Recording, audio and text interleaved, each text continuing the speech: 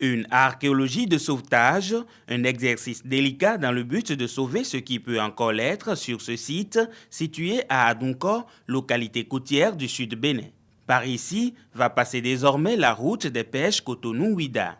Conduite par le docteur maître de conférence Didier Nda, enseignant à l'université d'Abomey-Calavi, une équipe d'étudiants en archéologie effectue des fouilles pressantes sur ce site qui sera bientôt englouti par les travaux routiers. Suite donc à cette destruction qui a été entamée par la société, on a décidé avec nos étudiants de venir faire rapidement ce que nous appelons une archéologie de sauvetage.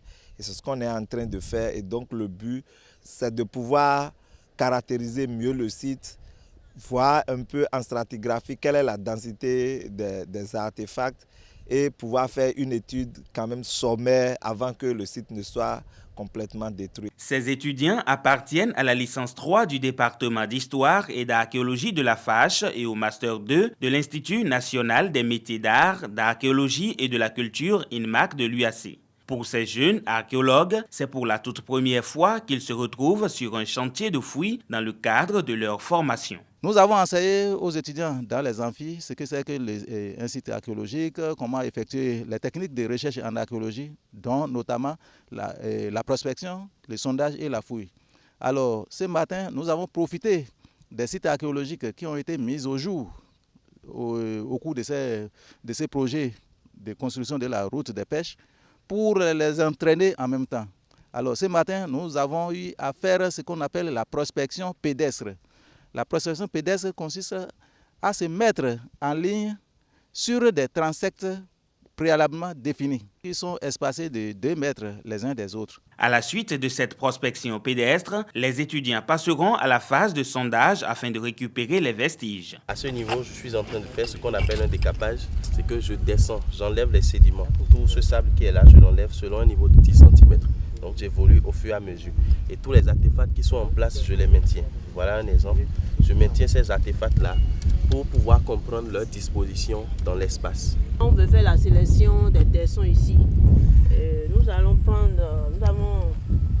décidé de prendre en même temps les tessons déjà décorés et qui ont une certaine épaisseur pour pouvoir nous permettre de faire une lecture, une bonne lecture de l'histoire du site. En aval à l'ensemble de cette opération de sondage, l'usage d'un instrument de mesure dénommé théodolite est indispensable. Le théodolite, qu'est-ce qu'il sert à faire? Il sert donc à prendre le niveau des différents sondages tout au long des excavations.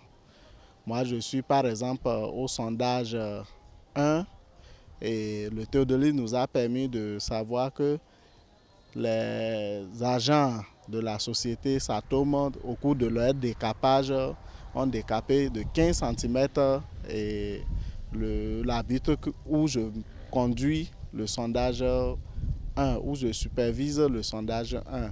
4 niveaux de sondage ont été déjà effectués et les résultats obtenus indiquent la possibilité d'étendre les fouilles au niveau 5 afin de déterminer à quel point s'est arrêtée l'occupation humaine sur ce site. Au niveau 1, on a eu abondamment de tessons de poterie, donc d'artefacts. Au niveau 2, nous en avons eu abondamment également, mais le niveau 3, non seulement les sédiments ont changé. Préalablement, c'était vraiment des sédiments cendreux, mais actuellement, au niveau 3, c'est des sédiments sableux avec très peu d'artefacts, notamment les tessons de poterie. Donc tous, on se disait qu'il se pourrait que le sondage prenne fin au niveau 4, 30-40 cm. Et à notre grande surprise, et c'est en cela que l'archéologie, c'est passionnant, ça émerveille. À notre grande surprise, le niveau 4, nous avons récolté plus d'artefacts même qu'au niveau 1. Les explorations préliminaires montrent 2 types d'occupation, à savoir humaine et celle liée à la production intense de céramique. Et donc ce qu'on est en train de voir, c'est qu'il y a quand même au moins 2 occupations puisque les tessons varient.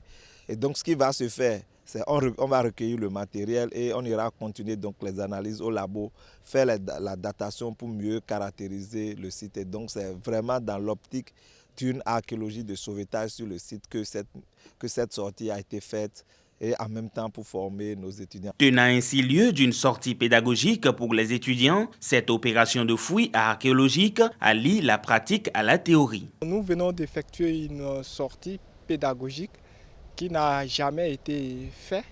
Donc, je suis en train de découvrir comment effectuer les fouilles archéologiques. Et c'est une nouvelle information, Ça là, je ne le savais pas. Mais tout ce qu'on faisait, c'était de la théorie. Voilà, avec cette sortie, j'ai su comment s'effectuent les fouilles.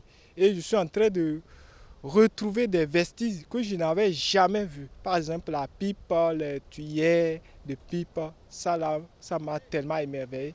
Vraiment, c'est tellement magnifique.